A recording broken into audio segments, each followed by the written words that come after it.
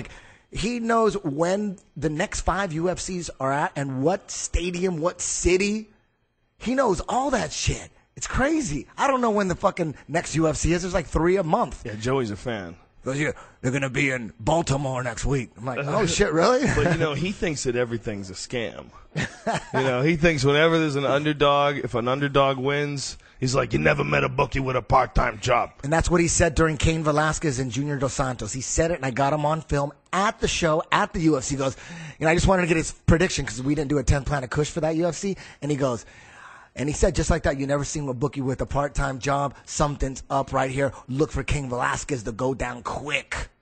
Could you He called it. Joey Karate called it. Could you imagine if it was a scam, if we found out that fighters were letting dudes knock them out and shit like that because they bet a fuckload of money on them? Is that possible? Yeah, I always think things like that. You don't think that they would get caught for doing something? I would never suggest that anybody's ever done that. But don't you think that if someone tried to do that, I don't believe that Cain Velasquez did that. I believe Cain Velasquez got hit with a fucking hard shot, man. I don't think anybody who gets hit by that that's just one of those things about the first few minutes of an MMA fight when a guy has like full steam, 100%.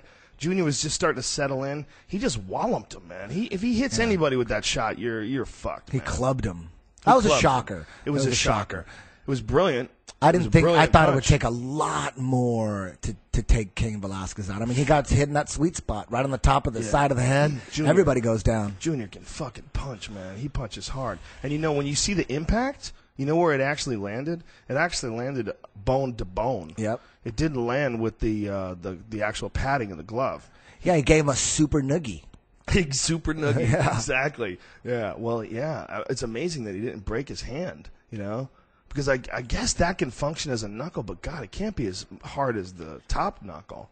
And I mean, he blasted him, man. That was a crazy punch. It's crazy. So, here's a overall, what do you think? What's the bottom line as far as how that the opening show with Fox went down? Do you think it was because it was good too? It was like, look, now you could build this guy as like Mike Tyson. Yeah, right? You know what I mean? He just goes out there and Mike Tyson's dudes. It wasn't bad for Mike Tyson, was it? It's never bad when a guy can stop a guy that quick. I don't think it's ever bad. I mean, it wasn't the best demonstration of mixed martial arts in the sense that it didn't go back and forth. You didn't see like a long fight where the momentum changed hands. Like Hendo and Shogun? Yeah, exactly. Holy shit. But I think other than that, it was a great result. I mean, it was stunning. It was decisive. Junior dropped him, jumped all over him, battered him. There was no doubt about it. It was a perfect stoppage.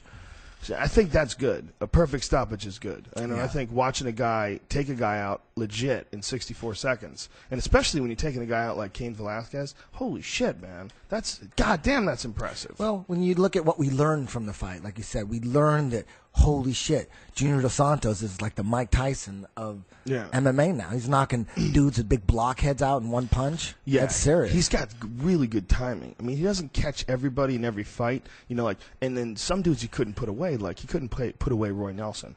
Roy Nelson is a monster, man. Yeah. Roy Nelson, god damn that guy. He lost weight, finally. Yeah, holy shit. He's going to lose more, too. Holy shit. He knows, man. Look, he's fucking good, dude. Roy Nelson actually said to me in the cage after the fight, like, you're always calling me fat. I'm like, and I got stuck there. I'm like, I didn't want to say. I didn't want to insult him, but I said, but it's because you're fat. And he calls himself fat. He comes out to that Michael Jackson fat song. I don't say it because I don't like him. I love that guy. I think he's talented as fuck. I think it's amazing that he's able to do what he can do and be in the kind of physical condition that he's in. I mean, carrying around that extra weight, I know that he's strong and he's got good cardio. He's got good endurance for a big guy. But that can't be helping him. There's no way that helps him. He might go down to 170. Can you imagine? You never know. I think he could I think he could go to 205, though. I think he could go to 205. And Joe Riggs was 300. Yeah, but I think he's a bigger guy. Big Country's a thick fucking guy. His head is big. It's one of the reasons why he can take a shot so well. He's so sturdy. I don't see that guy going below 205. I think even 205 is going to be a struggle for him, even if you got down to a low body fat. He's a thick fucking dude, And god damn, that motherfucker can punch for a jiu-jitsu guy. Big Country's got a serious right hand. The one he put Brendan Schaub out with, Ba-blam! You know, there's a lot of hardcore Roy Nelson fans that have always stuck up for his fatness, and now they're all pissed off. You know what I mean? He's losing the weight. Oh, I liked him when he was fat, man. There's got to be a few of them. Yeah, a lot of fat guys do, man. I have fat friends that love it when Roy blasts somebody out. Yeah, now they're like, shit, our hero. Yeah. He sold out. He wants to beat the best guys. He could be like a, no offense, but he could be like a Butterbean of MMA, or he could really go for it. Roy Nelson, dude, has a chance against a lot of fucking people, man. And Roy Nelson, if he loses weight, has a chance again. The more weight he loses, the better condition he gets, the more people he's going to be able to beat. That guy's a beast, man. You see what he did to Crow Cop once he got his back? Yep. He's a fucking beast, and he took some shots in that fight. Crow Cop hit him with some bombs, man. There's an animated gif of Crow Cop having him up against the fence, and he's covering up and rolling with punches, and Crow Cop is just blasting him, dude, just full blast, because he knows that Roy's not following back, and Roy just ate it all. He just ate it all. I mean, he can fucking take it, man. Yeah. That guy's tough as shit. I've known him for a long-ass time, and I've always known him as a jiu-jitsu guy, so him becoming this badass striker is crazy, shocking. I've known him for a long time, and he's always been really good with jiu-jitsu. I think he's just a badass, period. He might have this, overweight body, but that dude is underneath all that shit. He's like, he's like a super athlete that has like a disadvantage, like a super athlete that wears a weight vest when he goes into a fight. You know what I mean? Yeah. I mean, you know how badass he would be at 205? Holy shit. Yep. Now, what's up with that? What was your thoughts on the Henderson Shogun fight? It was the greatest fight in the history of fights. The greatest? Yeah, I think it was the greatest fight of all time. Yeah, I do. Of all time? Yeah. Whoa. And it wasn't because both guys were in the best shape they could have possibly be in, and it wasn't because, it wasn't because they were at the top of their game. It was because it was so fucking real. Yeah. It went back and forth, and Shogun came so close to getting stopped. And Dan Henderson, god damn, can he punch hard. He broke Shogun's whole face, dude. Yeah. Shogun's whole face is fucked. He might have to get his, face put back together again. He's got like orbital fractures and cheek fractures and shit. Yeah. And he gutted through that and then wound up taking Henderson down. I mean, dude, it was crazy. I mean, it wasn't the best display of defense versus offense, or two guys that, putting on like a GSP Anderson Silva type performance. But what it was fucking, as far as like matchups, you couldn't get a tighter matchup. They were so close. It ended just like Rocky 1. Yeah. When Rocky basically beat his ass and Apollo Creed got saved by the bell at the end. And they were like, Apollo thought, Rocky won, but, he wouldn't say it. He wouldn't admit it. Well, Dana said that he thought that it was a draw. I honestly haven't watched it again. Like, if you there's a thing about when you're doing commentary, what I'm trying to do is I'm trying to be entertaining. I'm not trying to explain what's happening. And you're not looking at it as like very precisely and cleanly as if you were writing down things only. Like, remember when you used to judge?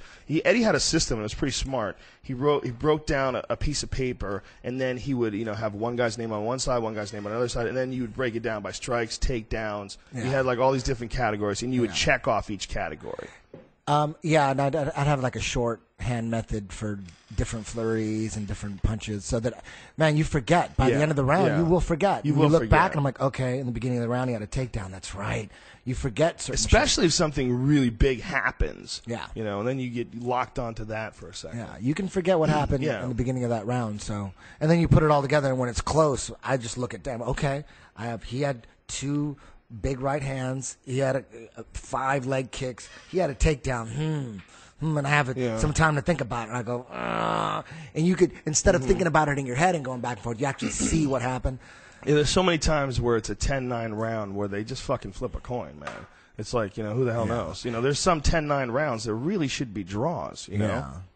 There's got to be a difference between one of those rounds where nothing really happened, but dude landed 3 leg kicks and the other dude landed a good left hook to the body, and that's it. That's a 10-9 round, and then the last round of Henderson Shogun is a 10-9 round too. Like, they got to give more 10-8s. They got to give more 10-10. They got to, and I hear the commission is telling these judges to not give 10-10s and not give 10-8s. That's ridiculous. Yeah, it's ridiculous. You know, they should give more. I think people don't want to see. They don't want to see draws. They want to see a clear, decisive decision. But sometimes the correct answer is it's a draw. You know, and you can't make a winner. If you don't want to, you shouldn't. You shouldn't as a judge. Yeah, I hope no commissions actually encourage them to do that, because that seems like they're meddling with the results. Yeah, that's what I read on the underground, but that might not be right. We should be careful before we say something like that. Yeah, that's just a rumor that the commission is telling the judges. I mean, I think that's real. Not. I hope that's not true. That seems like they're tampering with the results. You know, saying that you have to pick a winner on one side or the other. There are times where you shouldn't pick a winner. You know, it's going to be unfortunate. Yeah, but there are fights that are draws, man. There are fights that are absolutely draws. Like the a lot of people, the Frankie Edgar Gray Maynard, the second fight. You know, the crazy one. Yeah. The last one was crazy too. The third one was pretty fucking crazy too. Yeah. But the second one, I mean, that's about as close to a draw